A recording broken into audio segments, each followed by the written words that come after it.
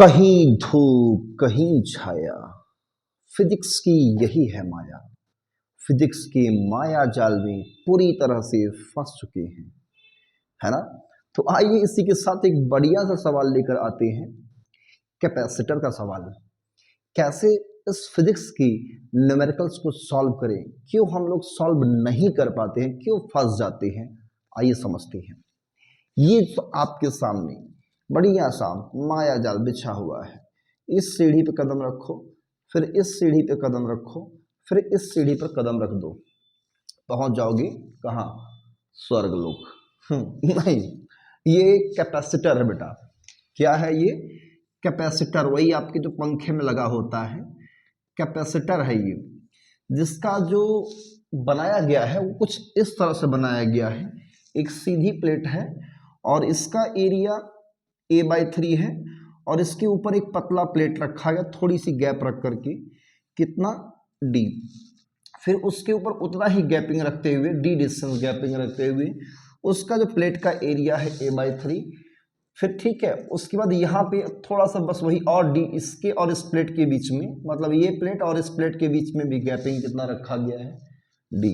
मतलब इस कैपेसिटर को बनाने में गैपिंग देखो धीरे धीरे बढ़ता जा रहा है। यहाँ पे गैपिंग है, दोनों प्लेट के बीच का गैपिंग d है।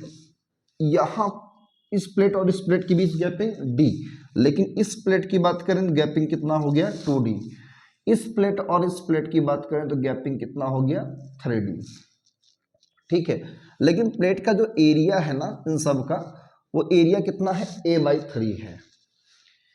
तो ऐसे में हमें करना क्या है, इसका इक्विवेलेंट कैपेसिटेंस बताना है। इन प्लेट्स के बीच में फ्री स्पेस है, वैक्यूम है। तो कैसे सॉल्व करेंगे, आइए समझते हैं। पागल बन जाओ, है ना, दीवानी हो जाओ फिजिक्स की। आइए देखते हैं।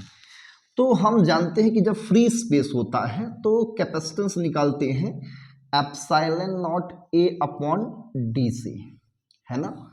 अगर ये प्लेट की बात करें तो इसका एरिया कितना है? a/3। यहाँ मैच कर रहा है, तो यहाँ एरिया हम a/3 अगर रख देते हैं, गैपिंग कितना है? d, तो ये C1 बन जाएगा। ठीक है ना। इस प्लेट की और इस प्लेट की मैं बात करूं तो गैपिंग कितना बढ़ रहा है बच्चों? ये d और ये d कितना? 2d। एरिया वही रहेगा, तो C2 हमारा होगा epsilon not a/3 upon 2d। और यहाँ C3 अगर बात करें तो यहाँ पे एप्सिलॉन नॉट a/3 एरिया वही रहेगा। गैपिंग कितनी बढ़ रही है? d plus D plus D, 3d। 1 2 3। तो ये हमने C1 C2 C3 निकाल लिया। इतना समझ में आया? आ गया होगा समझ में, है ना।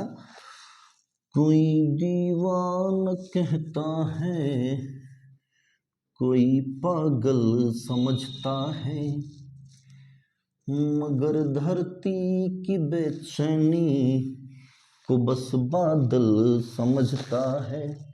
कहाँ फोकस था आप लोग का? यहाँ पे था। तो ये C1 C2 C3 जो है ये पैरेलल प्लेट कैपेसिटर बन गए, और ये सभी नेगेटिव पोटेंशियल पे हैं और ये सभी जो है पॉजिटिव पोटेंशियल पे हैं। तो मतलब सबको पैरेलल में जोड़ा गया है। तो इक्विवेलेंट जब भी निकालेंगे तो सबको ऐड कर देंगे, C1 plus C2 plus C3। Value फटाफट रखते जाइए, इसका मल्टीप्लाई यहाँ पे होगा, तो एप्सिलॉन नॉट a/3d प्लस यहाँ पे epsilon not a/3 into 2d plus यहाँ पे epsilon not a/3 into 3d। Common क्या दिख रहा है इसमें? सब में एप्सिलॉन नॉट a/3d कॉमन मिल रहा है, तो 1 प्लस 1/3 और प्लस 1/ यहाँ 2 बचेगा ना बेटा, यहाँ 2 बचेगा, सॉरी 2 1/3। एलसीएम ले लेंगे यहाँ पे, तो एप्सिलॉन नॉट a/3d एलसीएम कितना होगा? 6। तो यहाँ 6 प्लस 3 प्लस 2, 6 3 9 2 11 हो जाएगा, 11/6 यानी आ जाएगा 11 एप्सिलॉन नॉट a/18d। ये C इक्विवेलेंट आएगा। इस सवाल का आंसर आपको मिल गया।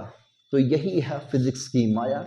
ऐसे ही सवाल खूबसूरत खूबसूरत सवाल सॉल्व करते रहिए। पैरेलल प्लेट कैपेसिटर की क्वेश्चन है, सीबीएसई सैंपल पेपर में आया हुआ क्वेश्चन है। पढ़ाई करिए। All the very best. मिलते हैं नेक्स्ट वीडियो में, तब तक पढ़ें। Bye bye.